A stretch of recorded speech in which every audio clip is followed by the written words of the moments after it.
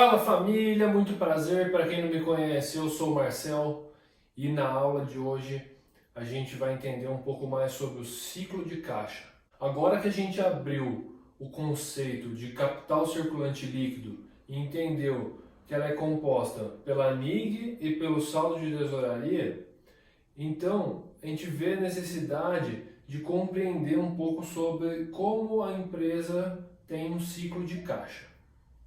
E o ciclo de caixa, ele é basicamente composto pelos prazos médios. E quando eu falo prazo médio, é em relação ao quê?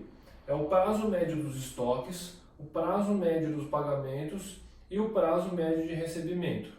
A gente vai entender um pouco sobre cada um desses e a gente vai ver como eles compõem o ciclo operacional e o ciclo de caixa e relacionar ele com a necessidade de investimento em giro. Então, a primeira parte é a gente entender como a gente calcula o prazo médio de cada um desses tópicos. O primeiro que a gente vai ver é o prazo médio dos estoques. O prazo médio dos estoques é quanto tempo, na média, demora para os estoques se renovarem. Então, o prazo médio dos estoques ele é calculado como? É o estoque que a gente encontra no balanço patrimonial dividido pelo CMV. No meu caso eu usei o CMV, mas pode ser o CPV ou o CSV, vai depender da atividade da sua empresa, como ela declara isso na DRE, que é onde você vai obter esse dado. E é o dado diário que você vai usar. Então você vai dividir aqui por 360. Então é estoques do balanço patrimonial dividido pelo CMV, o custo lá que você vai obter na sua DRE, dividido por 360, que é o custo médio diário ali. Muita gente utiliza o prazo médio, o estoque médio aqui, que seria o estoque final menos o estoque inicial dividido por 2. Eu gosto de utilizar o estoque daquele ano mesmo que ele integra na DRE. Mas existe as duas maneiras de calcular, na bibliografia você vai ver. E o seguinte seria o prazo médio dos recebimentos. E o prazo médio do recebimento ele é calculado como? São os recebíveis, que é a nossa contas a receber do balanço patrimonial, dividido pelas vendas diárias. No caso, as vendas é a nossa receita líquida da DRE. Então você vai pegar lá a receita líquida dividir por 360. Isso é as vendas diárias. E o nosso prazo médio de pagamento, PMP, que ele é os fornecedores, que a gente consegue lá no balanço patrimonial, dividido pelas nossas compras diárias. Então, como que a gente calcula aqui a compra diária? São as compras dividido por 360. E o que é o compras? É a variação do seu estoque no período, você vai pegar lá o estoque final menos o estoque inicial e vai somar com seu custo médio da mercadoria vendida ou do produto vendido e você vai conseguir isso lá na DRE.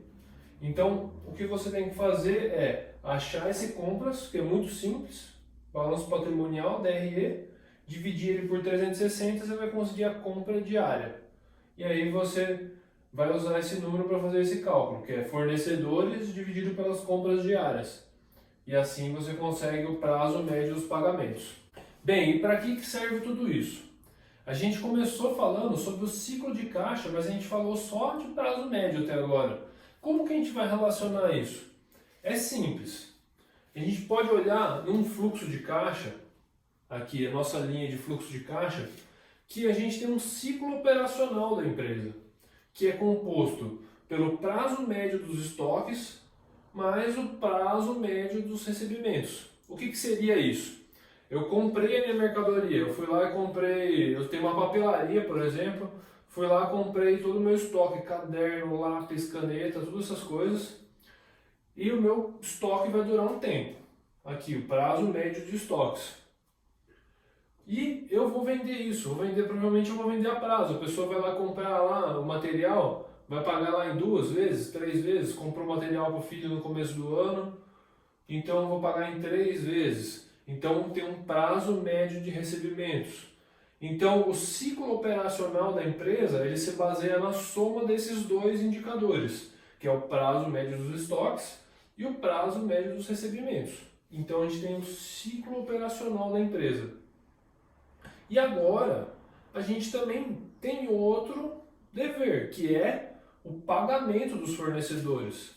Imagina a gente na papelaria, a gente comprou o estoque e o nosso fornecedor já deu lá a nossa nota lá com o boleto e falou, ó, daqui 15 dias esse prazo vence.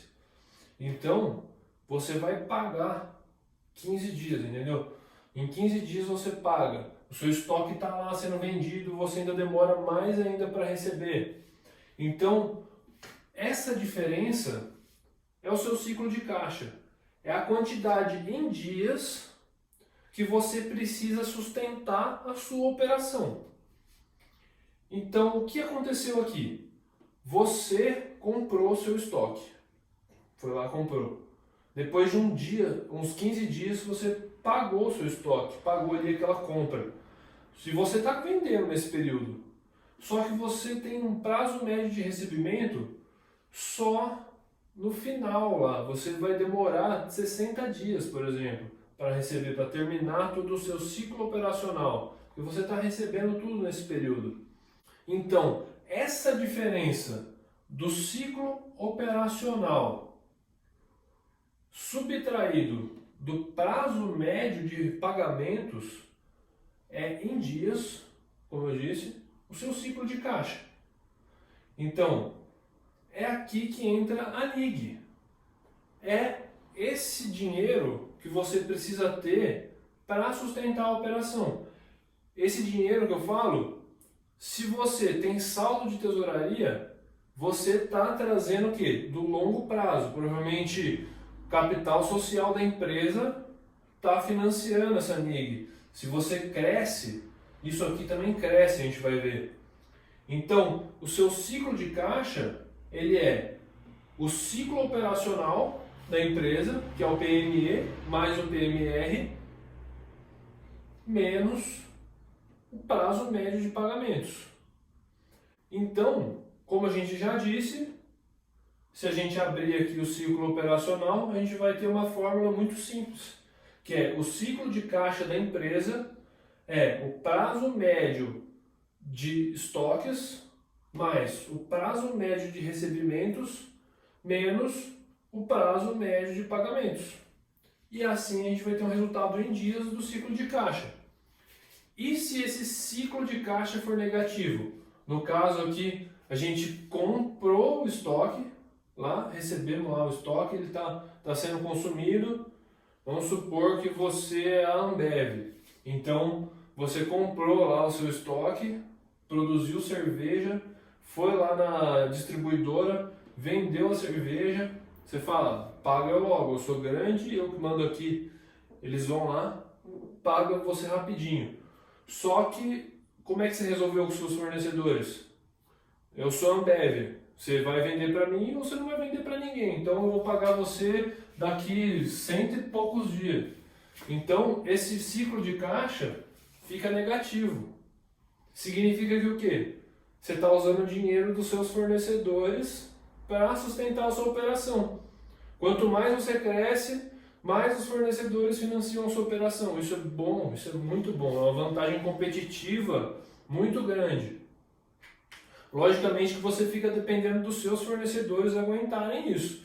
E esse é um jogo de poder, porque para o pequeno empresário, para o médio empresário, não tem um poder muito grande de fazer isso. Vai depender muito do seu negócio, de como você consegue gerenciar esses fornecedores, de como você consegue gerenciar o seu recebimento, de como você consegue gerenciar todos esses fatores.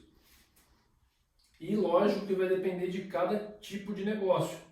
O que é importante a gente entender aqui é que o ciclo de caixa ele é relacionado diretamente com a NIG. Por quê? O valor do ciclo de caixa sendo positivo significa que quem vai financiar a operação, quem vai precisar despender daquele dinheiro para o crescimento é a empresa. E ele vai fazer isso por meio de captação de terceiros ou capital próprio. Então, essa que é a observação. Se você vai crescendo o seu volume de atividades, isso aqui vai variar. Então, esse é o nosso próximo tópico. Como que a gente consegue identificar esse risco? Como que a empresa ela gerencia isso com desprendimento de dinheiro para financiar a sua operação, ou se ela consegue utilizar de uma vantagem competitiva para ter um ciclo de caixa negativo e utilizar o dinheiro dos seus fornecedores. Então não perca na próxima aula, eu vou explicar isso, é muito interessante, vale muito a pena entender. E assim, se você quer entender isso, na próxima aula eu vou explicar melhor qual é o relacionamento da MIG com o ciclo de caixa e o volume de atividade. Dessa maneira a gente vai entender de onde que vai vir os recursos e isso é muito importante. Principalmente se você vai analisar uma startup, vai fazer muito sentido essa parte aqui para você, porque eles crescem muito rápido, tem um volume de atividade acelerado, então necessidade de capital ali para o giro ali da empresa, para o curto prazo, para financiar uma operação muito grande. E assim a gente vai entender melhor como que isso aqui é gerenciado dentro dessas empresas. Se você ficou até aqui, eu espero que você tenha gostado desse vídeo. Deixa aí nos comentários se você ficou com alguma dúvida, se você quer acrescentar alguma coisa, eu vou te ajudar da melhor maneira possível.